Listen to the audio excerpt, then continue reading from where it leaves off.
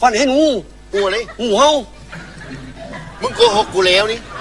เอาโกหกแบบเรือกูอายุ40แล้วนี่มึงบอกว่าฝันเห็นงูเห่ากูนี่เกิดมาไม่เห็นงูเห่ากูเคยเห็นแต่หมาเห่า There's only one thing to do, 3 words for you.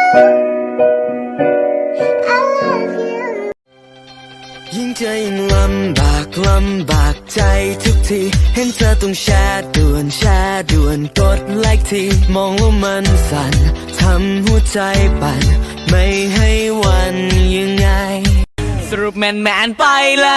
รักวันเนี้ยต้องพูดวันเนี้ยรักวันเนี้ยให้พูดวันไหนน่าเข้าใจจะไม่ต้องกัก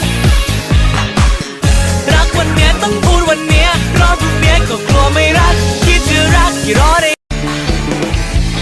เศร้าเงียวแล้วครับเศร้าเงียวใจบอลแล้วครับ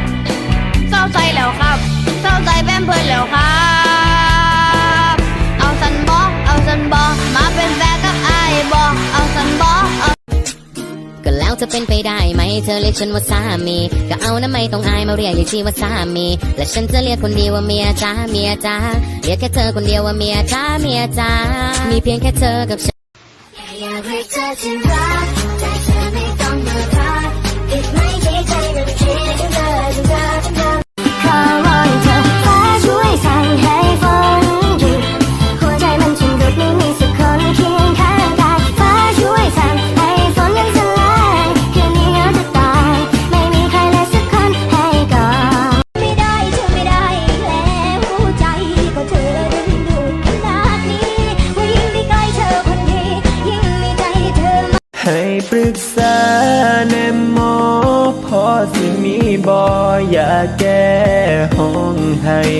ตั้งแต่ถือเขาทิ่มไปน้ำตามันไหลบ่เศร้า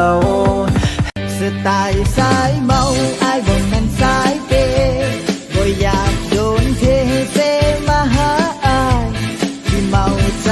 ดีบ่เคยสิหลอกให้ลองมาเป็นแฟนอา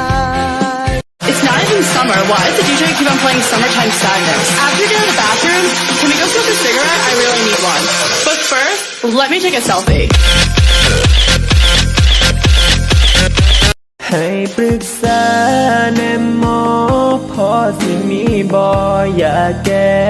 ห้องให้ตั้งแต่ถือเขาทิ่มไปน้ำตามันไหลบ่เศร้า